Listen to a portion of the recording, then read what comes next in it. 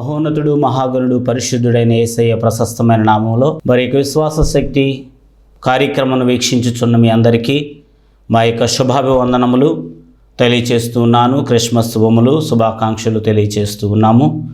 సంవత్సరమునకు ముగింపులోనికి రావడానికి ప్రభువే కృప చూపించి ఉన్నారు. మరిటి యొక్క 2023వ సంవత్సరం అంతయు కూడా మన తండ్రి అయిన దేవుడు తన సురక్షితమైన రెక్కల చాటున మనల్ని కాచి దాచి భద్రపరిచి ఉన్నారు. మరిటి యొక్క శ్రేష్టమైనటువంటి సమయంలో మరి యొక్క చక్కని సంవత్సరాన్ని ముగించుకుంటున్నటువంటి మనము ప్రభువు పేరట మీ అందరికీ మనవి చేస్తూ ఉన్నాను. దైవజనుడిగా 2023వ సంవత్సరము విడిచిపెట్టి మనము 2024వ సంవత్సరంలో అడుగు పెడుతున్నటువంటి ఈ శుభ తరుణంలో మీ అందరికీ దైవజనుడిగా తెలియచేయాల్సినటువంటి సత్యం ఏమనగా, ఈ 2023ను ఎలాగైతే విడిచిపెడుతున్నామో ఈ 2023తో పాటు కొన్ని లక్షణాలను, ప్రభువుకి ఇష్టము లేని కార్యములను, ప్రభువు వేటిని విడిచిపెట్టమంటున్నారో వాటిని విడిచిపెట్టి మనం ఈ 2024లో ప్రవేశించాలని నేను ఆశపడుచు ఉన్నాను. మరి ఇక 2023లో వేటిని విడిచిపెట్టాలో మనము ఒకటి వెంబడి ఒకటి ధ్యానం చేద్దాము. మరి యొక్క సమయంలో మొదటిగా అబ్రహాము ఇంటిని దేశమును విడిచి వాగ్దాన భూమినికి వెళ్ళడం జరిగింది. ఆదికాండ గ్రంథము 12వ అధ్యాయము 1-2 వచనాలు. యెహోవా నీవు లేచి నీ దేశము నుండి, నీ బంధువుల యొద్ద నుండి, నీ తండ్రి ఇంట నుండి బయలుదేరి నేను నీకు చూపించు దేశమునకు వెళ్ళుము. నిన్ను గొప్ప జనముగా చేసి నిన్ను ఆశీర్వదించి నీ నామమును గొప్ప చేయుదును. నీవు ఆశీర్వాదకరముగా నుందువు.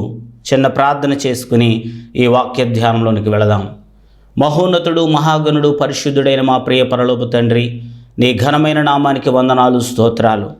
మరి యొక్క విశ్వాస శక్తి కార్యక్రమం ద్వారాగా 2023లో మేము తండ్రి ఎంతగానో నీవు కాచి కాపాడి ఉన్నారు. ఈ 2024లో అడుగు పెడుతున్న వేళల్లో ఈ సంవత్సరంతో పాటుగా మేము వేటిని విడిచి మేము బయటికి రావాలనో మాతో మాట్లాడడానికి సిద్ధపడి ఉన్న తండ్రి, చదవబడిన వాక్యమును నీ పాదాల దగ్గర పెట్టుకొనుచున్నాం. నీ బిడ్డలకు మీరే విరిచి పంచిపెట్టమని, నీ బిడ్డలకు కావలసిన దివ్యమైన సందేశంను మీరే అందించి మీరే మహిమ పొందమని నీ హస్తానికి సమర్పించుకొని అల్పుడనైన నన్ను నీ బూరగా వాడుకునండి. నీ బిడ్డలతో మీరే మాట్లాడి ఆశీర్వాదకరమైన వ్యక్తులుగా మార్చి మీరే మహిమ పొందమని నజరేయుడైన యేసు నామమున అడుగుచున్నాం పరమ తండ్రి, ఆమెన్. మరి యొక్క దేవుని వాక్యమును బట్టి దేవుని బిడ్డలారా, అబ్రహాము తన ఇంటిని తన దేశమును విడిచి వాగ్దాన భూమికి వెళ్ళాలి అని తండ్రి అయిన దేవుడు వారికి ఆజ్ఞాపించగానే వాటిని విడిచిపెట్టి తన తండ్రి ఇంటిని, తన ఆస్తిని, తన యావదాస్తిని కూడా విడిచిపెట్టి ఆయన ఆ యొక్క చక్కని యొక్క నూతనమైన దేశానికి ఆయన ప్రయాణము చేసి ఉన్నారు. ఈ రోజున 2023లో మనమందరము చేసినటువంటి ఆచారములు కానీ, మూఢనమ్మకాలు కానీ, ముహూర్తాలు కానీ, లోక సంబంధమైన తాళ్ళు తంత్రాలు కానీ ఇవన్నీ కూడా మనము విడిచిపెట్టాలి. మన తాత ముత్తాతల నుంచి వస్తున్నటువంటి ఆచారాలను విడిచిపెట్టాలి. తండ్రి అయిన దేవుడై ఇచ్చుచున్న నూతనమైన వాగ్దాన భూమిలోనికి అడుగు పెట్టాలని దైవజనుడిగా మీ అందరికీ తెలియచేస్తూ ఉన్నాను. ఎందుకనగా మనం ఈ లోకములో లోక సంబంధమైన క్రియలను విడిచిపెట్టకపోతే ఆ దేవుడిచ్చే ఆశీర్వాదానికి మనం వారసులము కాలేము. మరి యొక్క అబ్రహాము ఏ విధముగా అనేక జనములకు తండ్రిగా ఆయన నిలిచి ఉన్నారు అంటే, ఆయన విశ్వాసులకు తండ్రిగా ఎందుకు నిలిచి ఉన్నారు అంటే, దేవుని బిడ్డలారా, ఆయన చేసిన ఆ గొప్ప యాగము, త్యాగము, తన యొక్క కుటుంబాన్ని విడిచారు, తన ఆస్తిపాస్తులు, తన సమస్తాన్ని విడిచిపెట్టి ఆయన వాగ్దాన దేశానికి ప్రయాణమయ్యారు. ఈ రోజున 2023లో కూడా మనము చేయించున్న ప్రతి ఒక్క ఆచారం విడిచిపెట్టకపోతే, మన బంధుమిత్రుల యొక్క విధానాలు విడిచిపెట్టకపోతే, ఈ మూఢనమ్మకాలు విడిచిపెట్టకపోతే మనము దేవుడిచ్చే ఆశీర్వాదాన్ని పొందలేము దేవుని బిడ్డలారా. కనుక మీ అందరూ కూడా విశ్వాసముతో, నమ్మకముతో వాటిని విడిచి బయటకు రావాలని ప్రేమతో మిమ్మల్ని ఆహ్వానిస్తూ ఉన్నాను. రెండవదిగా మనం చూసినట్లయితే ఇశ్రాయేలీయులను తండ్రి అయిన దేవుడు చెప్పి ఉన్నారు, మీరు ఐగుప్తును విడిచి కనానుకు చేరాలి అని చెప్పి ఉన్నారు. హెబ్రీయులకు రాసిన పత్రిక 11వ అధ్యాయము 24 నుంచి 27 వచనాలు చూసినట్లయితే, మోషే పెద్దవాడైనప్పుడు విశ్వాసమును బట్టి ఐగుప్తు ధనము కంటే క్రీస్తు విషయమైన నింద గొప్ప భాగ్యమని ఎంచుకొని అల్పకాల పాపభోగం అనుభవించుట కంటే దేవుని ప్రజలతో శ్రమ అనుభవించటం మేలని యోచించి ఫరో కుమార్తె యొక్క కుమారుడని అనిపించుకొనుటకు ఒప్పుకొనలేదు. ఏలైనగా అతడు ప్రతిఫలముగా కలగబోవు బహుమానము యందు దృష్టి ఉంచెను. దేవుని బిడ్డలారా, ఇక్కడ కూడా ఇశ్రాయేలీలు ఐగుప్తు బానిసత్వంలో వారు ఉన్నప్పుడు ఆ యొక్క బానిసత్వ జీవితాన్ని వారు విడిచి బయటకు రావాలని చెప్పినప్పుడు మోషే వారికి నాయకుడిగా ఉన్నప్పుడు ఆ మోషే కూడా వెంటనే వారి యొక్క ఆ యొక్క ప్రతి పరిస్థితిని కూడా విడిచిపెట్టి తన యొక్క ఉన్నటువంటి గొప్ప పేరును కానీ, ఆధిక్యతను కానీ, అధికారమును కానీ, లోక సంబంధమైన విషయాలను కానీ అన్నీ కూడా గొప్ప భాగ్యమని ఎంచుకోలేదు. ఆ విధముగా మోషే కూడా చక్కగా తీర్మానము తీసుకుని చక్కగా ప్రయాణము చేశారు. ఈ రోజున మనము కూడా ఈ లోకంలో నాకేదో మరి సంతోషం ఉన్నది, అధికారం ఉన్నది అని నువ్వు దాన్నే పట్టుకుని ఉంటే నీకు ఏ ప్రయోజనము లేదు. కానీ లోక సంబంధమైనది ఏది కూడా మనకు ఆశీర్వాదం కాదు. ఐగుప్తులోనికి వారు ధాన్యము కోసము, ఆహారము కోసం వారు వెళ్ళి అక్కడే స్థిరపడి అక్కడే ఎదుగుదామనుకున్నారు. కానీ వాళ్ళు బానిసలుగా మార్చబడ్డారు. ఆ యొక్క ఫరో ఏం చేశారంటే వారిని బానిసలుగా మార్చి అక్కడ వారిని ఉపయోగించడం జరిగింది. ఎంతో కష్టమైనటువంటి పని వారి చేత చేయిస్తూ ఉన్నాడు. ఈ రోజున కూడా పాపమనే దాస్యంలో ఉండిన మనమందరము కూడా అపవాదైన సాతాను చేత భయంకరమైన హింసకు గురి అవుతూ ఉన్నాం. మీ జీవితాల్లో కూడా అనేకమైన కష్టమైన పనులు చేస్తున్నారు, అనేక రీతిలుగా సంపాదిస్తున్నారు, ధనమును కూర్చుకుంటున్నారు. కానీ అది అంతా దుర్వినియోగం అయిపోతూ ఉంది. అది అంతా హాస్పిటల్ పాలైపోతూ ఉంది. అది అంతా కూడా వడ్డీలకే సరిపోతూ ఉంది. ఎందుకనగా దేవుని బిడ్డలారా, మీరు ఇంకా పాప బానిసత్వంలో ఉన్నారు కాబట్టి అని ప్రేమతో మీకు మనవి చేస్తున్నాను. దయచేసి నీ మీద ఏలుబడి చేసే ప్రతి పాపాన్ని నువ్వు జయించాలి. అది ఏ రకమైన పాపమైనా కావచ్చు. అది వ్యభిచారం కావచ్చు, దొంగతనం కావచ్చు, అబద్ధాలు కావచ్చు, బూతుమాటలు కావచ్చు, లోక సంబంధమైన ఏ పాపమైనా సరే నువ్వు విడిచిపెట్టినట్లయితే నీవు దీవించబడతావు. లేనట్లయితే ఆ బానిసత్వమే నిన్ను కృంగదీస్తూ ఉంది. దేవుని బిడ్డలారా, ఒక ఉదాహరణ మీకు చెప్పాలనుకుంటున్నాను. ఒక టీచర్ గారు తన యొక్క ఇంటిలో పెంచుకోవడానికి ఒక 4 బాతు పిల్లలు తెచ్చుకునింది. ఆ 4 బాతు పిల్లల్ని కూడా ప్రతి ఉదయము సాయంత్రం కూడా ఆమె స్కూల్కి వెళ్ళి వస్తూ ఉదయము సాయంకాలం చూసుకుంటూ ఉంది. ఒకరోజు వారి యొక్క కుమార్తె అలాగే కుమారుడు ఇంటి దగ్గరే ఉండి ఆడుకుంటూ ఉన్నారు. ఆ బాతు పిల్లలతో ఆడుకుంటూ ఉన్నారు. వారికి చాలా జాగ్రత్తగా చూసుకోండి అని చెప్పి ఆ టీచర్ గారు స్కూల్కి వెళ్ళారు. ఈ తమ్ముడు ఏం చేశాడంటే ఆ చిన్న కుర్రవాడు ఒక క్యాటర్ బాల్ తీసుకుని ఆ వీటిని కొడుతూ ఆడుకుంటూ ఉన్నాడు. అలా ఆడుకుంటూ ఉండగా వాళ్ళ అక్క కూడా చూస్తూ ఉంది. ఆ లక్క చూస్తూ ఉండగా ఏం చేశాడంటే ఆ క్యాటర్ బాల్తో ఆ రాడు పెట్టి కొడుతూ ఉండగా వేటిల్లో కొట్టకపోయి ఆ రాయి వెళ్ళి ఒక బాతు పిల్లగా తగిలేసింది. తగలగానే ఆ బాతు పిల్ల చచ్చిపోయి పడిపోయింది. వెంటనే అక్క చూసింది. అయ్యో తమ్ముడు, ఎందుకురా దాన్ని అలా కొట్టేసావు, ఎందుకురా చంపేసావు అని అనింది. అయితే నాకు తెలియదక్క, ఎందుకో మరి సడన్గా తగిలేసింది అని చెప్పారు. ఓకే, అయితే మనం ఏం చేద్దామంటే ఈ బాతు పిల్లలు మనం పెంటలో కప్పెట్టేద్దాం, మరి మనకేమి తెలియనట్టుగా అలా ఉండిపోదాం అని చెప్పేసి ఆ అక్క తమ్ముడు కూడా మాట్లాడుకున్నారు. ఆ విధంగా ఎవరికి తెలియకుండా ఆ యొక్క చచ్చిపోయిన బాతు పిల్లల్ని కప్పిపెట్టేశారు. ఈ సమయంలో సాయంకాలం టీచర్ గారు వచ్చారు. మరి 4 బాతు పిల్లలు ఉన్నాయో లేవని చెక్ చేసుకుంటే 3 మాత్రమే ఉన్నాయి, కానీ ఒకటి తక్కువగా ఉంది. ఏమైంది అని చెప్పి చాలా గొడవ చేసింది, చాలా అల్లరి చేసింది. పిల్లలు మాత్రం మాకేం తెలియదమ్మా అని చెప్పేసి అబద్ధం ఆడారు. ఆ సమయంలో ఏమనుకుందంటే టీచర్ గారు, ఏదైనా సరే మనకు సమస్య వచ్చినప్పుడు ఆ పక్కింటోళ్ళో ఎదురింటోళ్ళో ఎవరో చేస్తారని అనుకుంటాం. అలాగే ఈవిడు కూడా ఏం చేసిందనమాట, ఆ పక్కింటోళ్ళని ఎదురింటోళ్ళని మరి కచ్చ బిగించి వాళ్ళతో గొడవలు పడి మీరే చంపేశారు, మీరు ఎలా అయిపోవాలి అని చెప్పేసి శాపనార్థాలు పెట్టి తిట్టేసి కూడా అవి ఆగిపోయిందంటండి. ఆ విధంగా ఆ రోజు గడిచిపోయింది. తర్వాత రోజు ఉదయాన్నే మరి టీచర్ గారు స్కూల్కి వెళ్ళిపోయినారు. ఆ సమయంలో అక్క ఉదయాన్నే లేచి మరి ఇల్లు తుడవాలి, అలాగే అంట్లు తోమాలి, ఈ పనులన్నీ కూడా చేయాలి. అదే సమయంలో ఆ తమ్ముడిని పిలిచింది. ఒరే తమ్ముడు ఇలా రా అని చెప్పింది. ఏంటక్క అన్నాడు. మరి ఆ సమయంలో ఆ అక్క అని చెప్పింది, బాబు ఒరే తమ్ముడు, నీవు బాతు పిల్లని చంపేశావు కదా, ఆ విషయం నేను అమ్మకి చెప్పకుండా ఉండాలి అంటే నువ్వు నేను చెప్పిన పనులన్నీ చేయాలని చెప్పిందంట. అలాగే అక్క అని అన్నాడట. అయితే ఈ ఇల్లంతా తుడిసేయి, ఈ వాకలంతా తుడిసేయి, ఈ అంట్లన్నీ తోమేయి, ఈ బట్టలన్నీ ఉతికేయి అని చెప్పిందంట. అలాగే అని చెప్పి తప్పు చేశాడు కాబట్టి పాపం అలా కష్టపడి బాధపడి అవన్నీ పనులు చేసుకొచ్చాడు. చాలా కష్టపడ్డాడు. ఆ ఒక్కరోజు అయిపోయింది. మరలా రెండవ రోజు వచ్చింది. రెండవ రోజు కూడా లేవగానే రే తమ్ముడు రారా అని పిలుస్తుంది. రాగానే ఏంటక్క అంటే, ఇదిగో మనం అనుకున్నాం కదా నువ్వు ఈ పనులన్నీ చేసేయాలి అని చెప్పినప్పుడు ఆ పనులన్నీ చేస్తున్నాడు. అలా 2 రోజులు చేశాడు, 3 రోజులు చేశాడు. 4వ రోజుని అదేంటక్క రోజు నేను చేయలేకపోతున్నానంటే చెప్పేమంటావా అమ్మతోటి బా అంటుందంట. అంటే బాతు గురించి నేను చెప్పేస్తాను అంటుందంట. ఆ విధంగా చెప్పినప్పుడు ఆ పిల్లవాడు ఎంతో భయపడిపోయి వద్దే అక్క నేనే చేస్తానని చెప్పి చేస్తూ ఉన్నాడు. అలా చేతులు వాసిపోతూ ఉన్నాయి, నడుము నొప్పి, కాళ్ళు నొప్పులు వస్తున్నాయి, చాలా బాధపడిపోతూ ఉన్నాడు. ఈ కష్టాలన్నీ భరించలేక ఒకరోజు అనుకున్నాడు, మా అక్క చెప్పేస్తాను అంటుంది కదా, నేనే వెళ్ళి మా అమ్మతో నేను చెప్పేయాలని నిర్ణయించుకున్నాడంట. ఆ సమయంలో వాళ్ళ అమ్మగారి దగ్గరికి వెళ్ళి అమ్మ నీకు ఒక విషయాన్ని చెప్పాలనుకుంటున్నాను, ఏంటో తెలుసా, మరి నువ్వు నన్ను ఏమనకూడదు అని చెప్పారంట.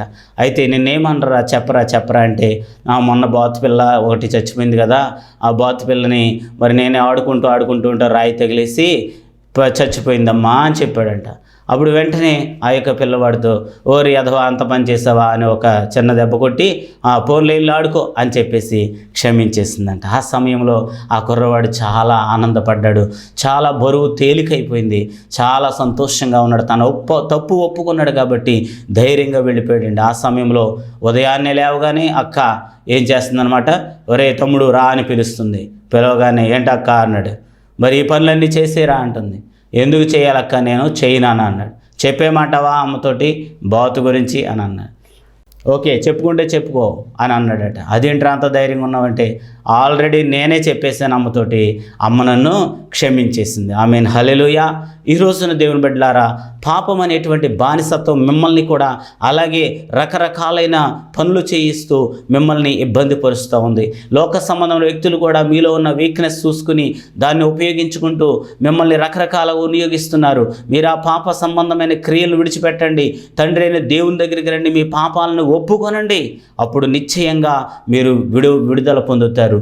ఆ యొక్క ఐగుప్తులో నుండి ఈ యొక్క ఇశ్రాయేలీయులు బయటకు వచ్చిన తర్వాత వారు ఎన్నో అద్భుతాలు చూశారండి. చక్కని పరమ కానాన్లోకి వారి పిల్లల తరములన్నీ కూడా చేరాయి. ఈ రోజున స్వేచ్ఛగా సొంత దేశంలో వారు జీవించారు. ఈ రోజున నీవు కూడా 2023లో నీ పాపములన్నీ ఒప్పుకొని విడిచిపెట్టి 2024లో అడుగు పెడితే నువ్వు స్వతంత్రమైన ఆనందాన్ని, సంతోషాన్ని నువ్వు పొందుతావని తెలియజేస్తున్నావు. 3వదిగా చూసినట్లయితే యోసేపు పోతిఫర్ ఇంటిని విడిచి జైలుకు వెళ్ళారు, తరువాత ప్రధానమంత్రిగా అయి ఉన్నారు.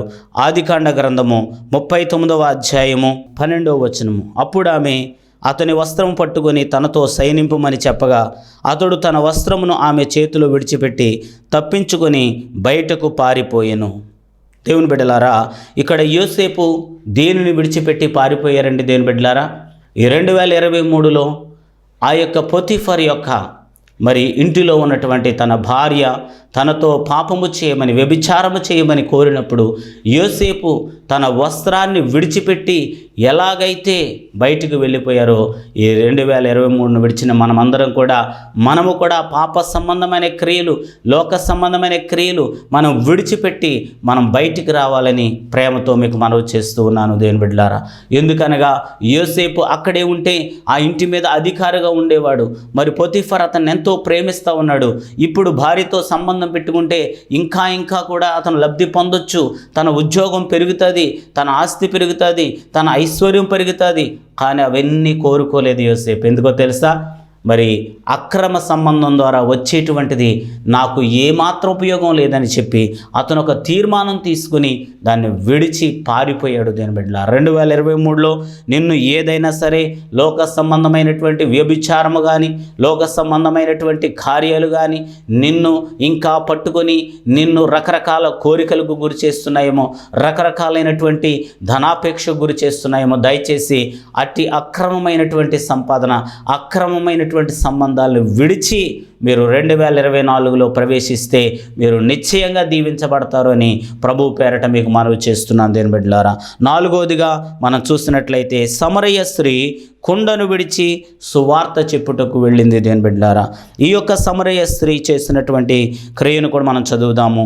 యోహాను సువార్త 4వ అధ్యాయము 28వ వచనం మనం చూసినట్లయితే దేని బిడ్డలారా, ఆ స్త్రీ తన కుండ విడిచిపెట్టి ఊరిలోనికి వెళ్ళి, మీరు వచ్చి నేను చేసినవన్నీ నాతో చెప్పిన మనుష్యుని చూడుడి, ఈయన క్రీస్తు కాడా అని ఆ ఊరి వారితో చెప్పగా, వారు ఊరిలో నుండి బయలుదేరి ఆయన యొద్దకు వచ్చుచుండిరి. దేవుని బిడ్డలారా, మరి యొక్క అద్భుతమైన సంభవం మీకు తెలుసు. యేసు క్రీస్తు ప్రభుల వారు ఆ సమరయలు ఉండేటువంటి సమరయ స్త్రీ ఉన్నటువంటి ఆ బావి దగ్గరికి వచ్చినప్పుడు, ఆ బావి దగ్గరికి ఆ సమరయ స్త్రీ ఒక కుండ తీసుకుని వచ్చింది. ఆ కుండతో నీళ్లు తీసుకుని వెళ్ళినప్పుడు యేసుక్రీస్తు ప్రభువు వారు ఆమెతో చెప్పారు, అమ్మా నాకు దాహానికి ఇస్తావా అని అడిగితే, అయ్యో మీరు యూదులు కదండి, మరి మేము సమరయులము కదా, మేము ఇచ్చే నీళ్లు మీరు ఎలా త్రాగుతారు అని ఆమె అడిగినప్పుడు, నేను ఇచ్చే నీళ్లు నువ్వు తాగితే నీవు ఎప్పటికీ దప్పికొనవు అని చెప్పి అద్భుతమైనటువంటి స్వార్థమానాన్ని ఆమెకు అందించడాన్ని మనం చూస్తాం దేని బిడ్డలారా. కనుక తండ్రి అయినటువంటి దేవుడు ఎవరితో ఏం మాట్లాడాలో అనేది ఆయనకు అన్నీ కూడా తెలుసండి. మరి అలనాడు మనం చూసినట్లయితే నికోదేమనబడిన గొప్ప జ్ఞానవంతుడు వస్తే అతనితో ఒకే ఒక మాట మాట్లాడతారు, ఇదిగో నీవు మరి మరలా జన్మించు అని మాట్లాడతారు. అంటే అంత తత్వవేత్త అయినప్పటికీ ఆయనకు అవసరమైంది ఏంటంటే బోర్న్ అగైన్, మరలా జన్మించు అని చెప్తారు. కానీ ఇక్కడ ఉన్నటువంటి ఈ యొక్క సమరయ స్త్రీతో అయితే పెద్ద ప్రసంగం చేశారు. మరి జీవజలముల గురించి చెప్పారు, ఆరాధన గురించి చెప్పారు. అనగా దేవుని సంకల్పం ఎవరికి ఏది బోధించాలో అంతా ఆయన ఆత్మచేత నింపబడి ఆమెకు బోధిస్తూ ఉన్నారు. ఎప్పుడైతే ఆమెకుతో మాట్లాడి ఉన్నారు, ఇదిగో నీవు ఇంటికి వెళ్ళి నీ ఇంటి వారిని తీసుకొని రమ్మన్నప్పుడు దేవుని బిడ్డలారా, మరి వారితో మరి నాకు పెనిమిటి లేడు అని చెప్తాది. కానీ నీకు 5 పెనిమిట్లు ఉన్నారు, ఇప్పుడు ఉన్నాడు వాడు కూడా నీ భర్త కాడు అని చెప్పి యేసుక్రీస్తు ప్రభువారు తన వ్యక్తిగత జీవితం అంతా కూడా చెప్పినప్పుడు ఆమె ఎంతో ఆశ్చర్యపోతుంది. అయ్యో నా జీవితంలో జరిగినవన్నీ ఈయనకి ఎలా తెలిసినాయి, ఈయన ఎలా చెప్పగలిగారు, ఆత్మశక్తితో ఆయన చూడగలిగారు ఆమె యొక్క జీవితాన్ని. ఈ రోజున మనందరి జీవితాలు యేసయ్యకు తెలుసండి. మన జీవితంలో ఉన్నది ఏది ఆయనకు మరుగై లేదు, సమస్తం ఆయనకు తెలుసు. కనుక ఈ రోజున మనము ఆ ప్రభువు దగ్గర ఏమి దాచలేము. కనుక ఒప్పుకొని మనం విడిచిపెట్టాలి. ఆ సమయంలో ఆ యొక్క వ్యభిచారం అనబడిన పాపంతో నింపబడినటువంటి ఆ స్త్రీ తీసుకుని వచ్చిన కొండ ఏదైతే ఉందో ఆ కొండను విడిచి ఆమె ఊరిలోనికి వెళ్ళింది. ఈ రోజున సువార్త చేయటానికి ఆమెకు ఆటంకం ఏమైందనమాట అండి, ఆ కొండ ఆటంకమైంది. ఆ కొండను విడిచిపెట్టింది. ఆ కొండ ఏంటో తెలుసా? వ్యభిచారం అనే కొండ. ఈ రోజున కూడా మనం సువార్త చేయకుండా, మనం దేవుని పని చేయకుండా, మనం దేవుని పనిలో సంతోషంగా వెళ్ళకుండా, దేవుణ్ణి ఆరాధించకుండా, దేవుణ్ణి మహిమపరచకుండా మనం అడ్డుకునేటువంటి కొండలు అనేకములు ఉన్నాయి. అంటే ఈ భయంకరమైన వ్యభిచారం అనే కొండ కావచ్చు, దొంగతనాలు కావచ్చు, లోక సంబంధమైనటువంటి మోసాలు, అబద్ధాలు, ఏదైనా కార్యాలు మనలో ఉన్నప్పుడు దేని బిడ్డలారా వాటిని విడిచిపెడితేనే మనం సువార్త పనిలో వాడబడతాం దేని బిడ్డలారా. కనుక దేవుని యొక్క మందిరంలో నువ్వు ఏ పని చేసినా నీకు తగిన ప్రతిఫలం ఉంటుంది. నీవు ఏది చేసినా కూడా నీ జీవితంలో ఆశీర్వాదం ఉంటుంది. ఒక దైవజనుడికే కాదు ఆశీర్వాదం, ఆ మందిరంలో ఊడ్చే పరిచర్య దగ్గర నుండి, పాడే పరిచర్య దగ్గర నుండి, ఆ మందిరంలో నీవు చేసేటువంటి ఆరాధన పరిచర్యలో నుండి, మరిక వంటలు చేసేటువంటి పరిచర్య నుండి, ఏ పరిచర్యలు చేసినా సరే నీకు గొప్ప ఆశీర్వాదం ఉందండి. కాబట్టి ఆ సువార్త పనిలో దైవజనులతో పాటుగా, మీ సంఘాలలో మీ దైవజనులతో పాటుగా మీరు సహకరించేవారుగా ఉండాలి. కానీ ఆ కొండను పట్టుకుని నా ఇల్లు, నా కుటుంబము, నా గేదెలు, నా పాడి పంటలు, నా కుటుంబం అని చెప్పి నువ్వు అనుకుంటూ ఉంటే దేని బిడ్డలారా, మరి ఈ యొక్క ఫంక్షన్లు, ప్రోగ్రాలని తిరుగుతూ ఉంటే దేని బిడ్డలారా, మీరు ఏ సువార్త చేయలేరు, దేవుని ప్రతిఫలాన్ని పొందలేరు, దేవుడిచ్చే జీతాన్ని పొందలేరు. కాబట్టి మీరు వాటిని విడిచిపెట్టి దేవుని సందుకు వెళ్ళాలని దైవజనుడిగా మీ అందరికీ తెలియచేస్తున్న ఈ పాపం అనే కొండను మనం విడిచిపెట్టాలి. ఒక తల్లి తన కుమారుడి కోసము కొన్ని మరమరాలు కొని ఒక కూజా బిందులో వేసిందంటండి. దాన్ని తీసుకెళ్ళి ఎవరూ తీయకుండా ఒక చీకటి గదిలో పెట్టేసిందంట. అయితే ఈ పిల్లవాడు అమ్మకు తెలియకుండా వెళ్ళి తీసుకోవాలని గబగబా వెళ్ళి ఆ కూజా బిందులో మూతు సన్నంగా ఉంటుంది కదండి, దానిలో చెయ్యి పెట్టేసి గుప్పడి నిండా మరమరాలు పట్టుకొని పైకి లాగుతూ ఉన్నాడు. లాగుతూ ఉండనప్పుడు వెళ్ళినప్పుడు చెయ్యి సన్నగానే ఉంది, కానీ వచ్చేటప్పుడు లావెక్కడంతో ఆ చెయ్యి రావటం లేదు బయటికి.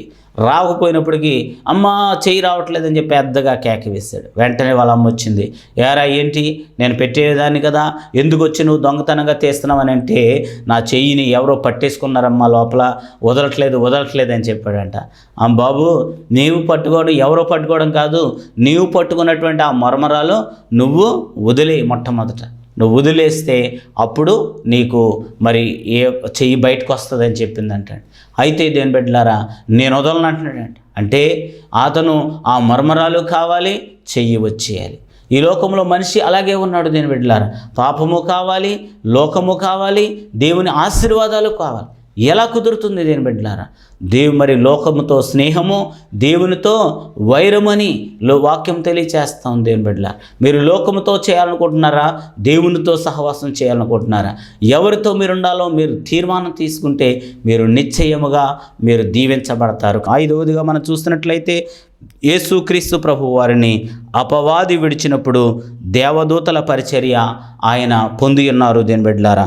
అనగా మత్తయి సువార్త 4వ అధ్యాయము 10-11 వచనాలు చదివినట్లయితే, యేసు వానితో సాతానా పొమ్మని, ప్రభువైన నీ దేవుని మ్రొక్కి ఆయనను మాత్రము సేవింపవలను అని వ్రాయబడినది అనెను. అంతటా అపవాది ఆయనను విడిచిపోగా ఇదిగో దేవదూతలు వచ్చి ఆయనకు పరిచర్య చేసిరి. మరి ఇక్కడ మనం చూసినట్లయితే దేవుని బిడ్డలారా, ఈ యొక్క సాతాను యేసయ్యను ఎప్పుడైతే విడిచి వెళ్ళిపోయిందో వెంటనే దేవుని దూతలు వచ్చి యేసయ్యకు పరిచర్య చేస్తుంది. ఈ రోజున నిన్ను పట్టి పీడిస్తున్నటువంటి అపవాది తొలగిపోవాలి, వెడలిపోవాలి అంటే నీవు మోకాళ్ళ మీదకు వచ్చి ప్రార్థన చేయాలి. యేసుక్రీస్తు ప్రభువారు లోకాన్ని జయించడానికి, పాపాన్ని జయించడానికి, సాతాను జయించడానికి 40 పగళ్ళు 40 రాత్రులు ఉపవాసం ఉండి ప్రార్థన చేశారు. ఈ రోజున నీవు కూడా వారానికి ఒక్కరోజైనా ఉపవాసం ఉండి నీ కొరకు, నీ కుటుంబం కొరకు ప్రార్థన చేస్తే అపవాది నిశ్చయముగా తొలగిపోతాడు, అపవాది తొలగించబడతాడు. తద్వారాగా దేవుని దూతలు వచ్చి నీకు పరిచర్య చేస్తాయి. దైవజనులారా, మీ పరిచర్యలో కూడా అపవాది అడ్డుగా ఉన్నాడేమో. ఆ అపవాది ఎప్పుడైతే మీరు ఎదిరిస్తారో, అపవాదిని ఎప్పుడైతే తొలగిస్తారో, మీరు అప్పుడు నిశ్చయముగా మీరు దీవించబడతారు, మీరు నిశ్చయంగా ఆశీర్వదించబడతారు. దేవదూతల పరిచర్య మీరు చూస్తారు. అదే విధముగా దేవుని బిడ్డలారా, తరువాత 6వదిగా మనం చూసినట్లయితే, లోతు సొదొమ గొమొర్రాను విడిచిపెట్టి ఉగ్రతను తప్పించుకొని ఉన్నారు. ఆదికాండ గ్రంథము 19వ అధ్యాయము 14వ వచనం మనం చూసినట్లయితే, లోతు బయటకు వెళ్ళి తన కుమార్తెలను పెండ్లాడనయ్యున్న తన అల్లుళ్లతో మాట్లాడి, లెండి, ఈ చోటు విడిచిపెట్టి రండి, యెహోవా ఈ పట్టణమును నాశనము చేయబోచున్నాడని చెప్పాను. అయితే అతడు తన అల్లుళ్ళు దృష్టికి ఎగతాళి చేయువాని వలె నుండెను. మరి ఇక్కడ మనం చూసినట్లయితే, మీ ఈ చోటు విడిచిపెట్టి రండి అని దేవుని వాక్యం తెలియచేస్తూ ఉంది. కానీ దేవుని దూతలు తెలియచేస్తూ ఉన్నారు. వాళ్ళు తడవు చేసి అక్కడే ఉండిపోయినారు దేని బిడ్డలారా. కానీ వారు దేవుని యొక్క సన్నిధిలో వారు ఏ విధమైనటువంటి మరి భయంకరమైన ఉగ్రతకు గురయ్యారు. తన కుమార్తెలు తాను తన భార్య వెళ్ళారు దేని బిడ్డ. తన లోతు భార్య మాత్రం వెనుకకు తిరిగి చూసి ఉప్పుస్తంభం అయిపోయింది. ఈ రోజున నువ్వు లోకాన్ని విడిచిపెట్టి నువ్వు బయటకు వచ్చిన తర్వాత మళ్ళా వెనక్కి తిరిగి చూడొద్దు. ఆ లోక సంబంధమైన క్రియల వైపు ఆకర్షించబడొద్దు. లోక సంబంధమైనటువంటి మరి ఆ వేటిని నువ్వు ఆశించొద్దు. వాటినన్నిటి విడిచిపెట్టిన మనం ముందుకే వెళ్ళాలి, కానీ లోక సంబంధం వాటిని చూడొద్దు దేని బిడ్డలారా. అలా చూస్తే ఆ యొక్క సొదొమ గొమొర్రా కాలిపోయింది, లోతు భార్య ఉప్పుస్తంభం అయిపోయింది. మన జీవితాలు కూడా నిరుపయోగం అయిపోతాయి. దయచేసి 2023లో మనం చేసిన ప్రతి ఒక్క అపవిత్రమైన క్రియలు, లోక సంబంధమైన క్రియలు మనం విడిచిపెట్టి పరిశుద్ధమైన క్రియలతో 2024లో మనం ప్రవేశించాలని ఆశపడ. చివరిగా 7వదిగా, విశ్వాసులైనటువంటి వారు పాపమును విడిచి విశ్వాసమునకు కర్త అయిన యేసు వైపు చూడాలని మరి యొక్క హెబ్రీయులకు రాసిన పత్రిక 12వ అధ్యాయము 2వ వచనము మనం చూసినట్లయితే, మనము కూడా ప్రతి భారమును సులువుగా చిక్కులు పెట్టు పాపమును విడిచిపెట్టి విశ్వాసమునకు కర్తయు దానిని కొనసాగించువాడైన యేసు వైపు చూచుచు మన ఎదుట ఉంచబడిన పందెములో ఓపికతో పరిగెత్తుదము. ఆయన తన ఎదుట ఉంచబడిన ఆనందము కొరకు అవమానం నిర్లక్ష్యపెట్టి సిలువను సహించి దేవుని సింహాసనము నుండి కుడి పార్శ్వమున ఆసీనుడై ఉన్నాడు. ప్రతి సులువుగా చిక్కులు పెట్టే ప్రతి పాపమును విడవాలి, ప్రతి భారమును విడవాలి. వాటి వైపు మనం చూడకూడదు. ఎవరి వైపు చూడాలి అంటే విశ్వాసమునకు కర్తయు దాన్ని కొనసాగించువాడైన యేసు వైపు చూడాలి. ఒక రాజుగారు ఒక రాజకుమారుని తీసుకొచ్చారు. వారిని వేరొక దేశం నుండి బానిసగా తీసుకొచ్చారు. కానీ నిన్ను చంపివేస్తాం, కానీ నువ్వు ఒక టెస్ట్లో విజయం సాధిస్తే నిన్ను వదిలేస్తాం. ఆ టెస్ట్ ఏంటంటే నీ అరచేతుల్లో నీళ్లు పెట్టుకుని గ్లాసులో, ఆ గ్లాస్తో ఈ గ్రౌండ్ అంతా నడిచి రావాలి, ఒక్క చొక్క కూడా పడకూడదు. చుట్టూరు ఉన్న వాళ్ళని హేళన చేస్తారు, గేలి చేస్తారు. కానీ నువ్వు తట్టుకుని రావాలంటే అలాగే నడుచుకుంటూ ఒక్క చుక్క కూడా వలకుండా తీసుకొచ్చాడు. ఆ సమయంలో రాజుగారు అడిగారు, ఎలా నువ్వు తేగలిగావంటే, నా చేతుల్లో నా ప్రాణాన్ని పెట్టారు కాబట్టి, నా ప్రాణాన్ని కాపాడుకోవడం నా చేతుల్లోనే ఉంది కాబట్టి నేను జాగ్రత్తగా వచ్చానని చెప్పారు. కనుక మనం కూడా విశ్వాసంలో కర్త అయిన యేసు వైపు చూసినప్పుడు మనము భయపడక తొణకక ముందుకు కొనసాగుతాం. కనుక ఈ యొక్క సమయంలో మీరు ఈ 2023తో పాటుగా అబ్రహాము తన ఇంటిని విడిచినట్టుగా మనం విడిచిపెడదాం.